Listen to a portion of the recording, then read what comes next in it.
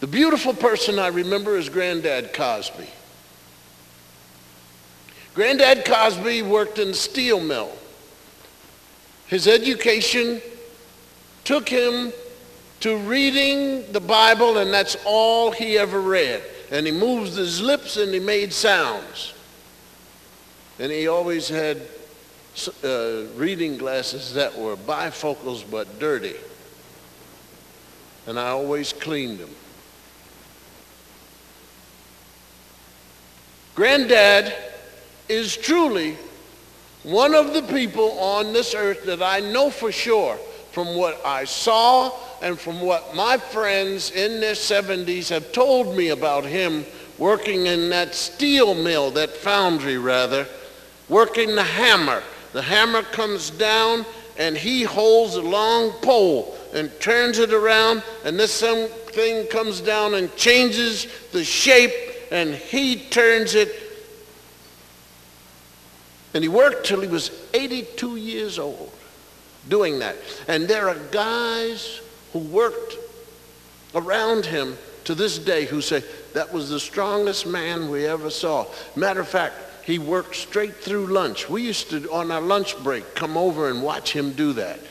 And there were guys who thought they were strong, would try to do it, and they just went home, the brains were upset. It just made them rattle. And Granddad walked. He's one of those people who can actually, and I know he did it, 5 miles in the snow and back home, Granddad Cosby. He read the Bible all the time, moving his lips. And the proudest moments that I can remember is he and my part German grandmother, Gertrude Thornhill, walking up the hill, the Cosbys, going to Corinthian Baptist Church together with the old Bibles under their arms.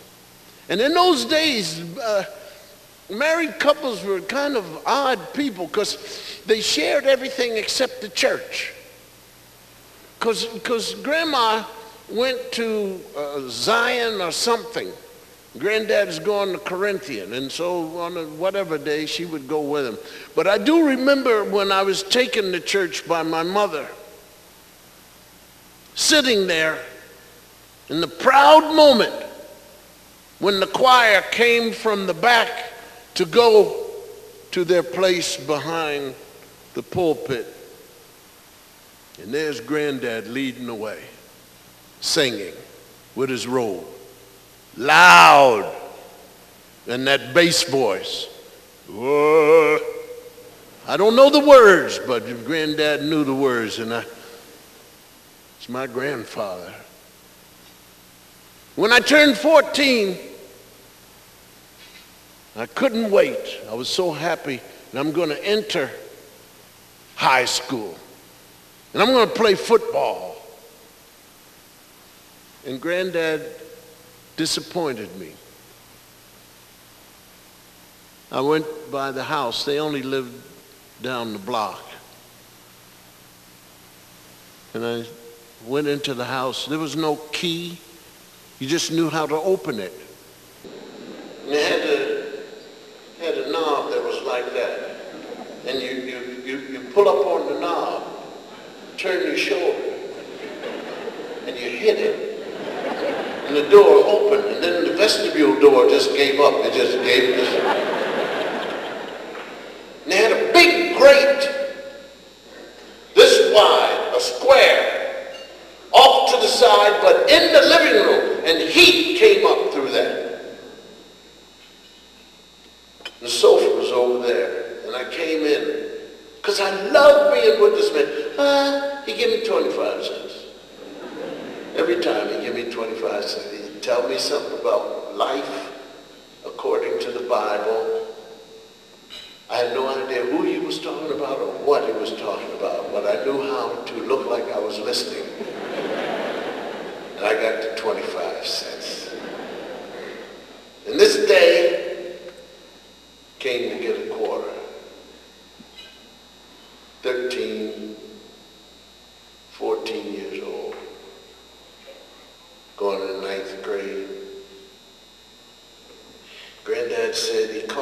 June Bug. He said, June Bug, I don't want you to play football.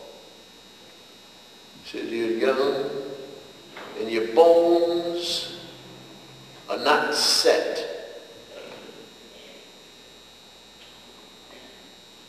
He said, I want you to wait till you're about 24 years old.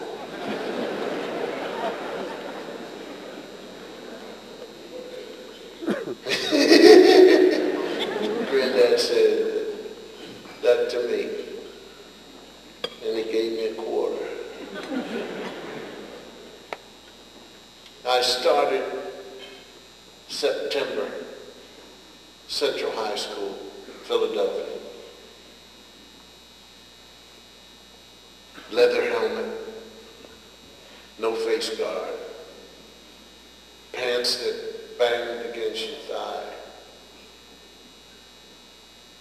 And I worked my way up to starting left halfback.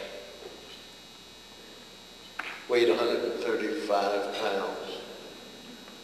We played against Simon Gratz. Simon Gratz, the boys I went to Fitzsimon's Junior High School with had gone to Simon Gratz, many of them, and they were on the football team, and they were talking. We're gonna get Cosby. I didn't know what kind of football this was. People talking. It was in the first quarter I went around left end on what was called a wheelhouse reverse. And I don't know who the fellow was. The fellow sent me a letter later named Jack Siegel. He says he's the one who did it. Jack was on the ground, and I jumped to go over him, and Jack stood up. I came down on my shoulder. It didn't hurt, but I couldn't push up. And I had broken the head of the humerus. The whole humerus just... And in those days, I guess doctors didn't know what they were doing, because the man who was supposed to be a doctor told me I had a bruised muscle. So I went home in pain. I knew that any time I moved this thing, it felt like somebody had stabbed me. And then my mother, my mother was a wonderful woman, but could not stand blood. If you came with a dagger in your back, she would tell you, get on out of here. Get out. I don't want to see it. And I came home with my arm like that. She said, don't come in here like that. She didn't say anything, and she sent me down to the hospital by myself, and then she came later. And I'm sitting there, and she, yes, I'm the mother, but I don't want to see it. So they took pictures, and this hospital, of course, when you're poor, doctors need other doctors. He had about 75 of them around him, and they still didn't do anything with me, just kept talking about me. And I'm sitting there in pain. And finally they put a cast on from here to here. And I didn't say anything. I said, well, they're doctors, you know, the bone is broken up here, but they put it from here to here. And they're white, so they must know what they're doing. Had they been black, I'd have spoken up.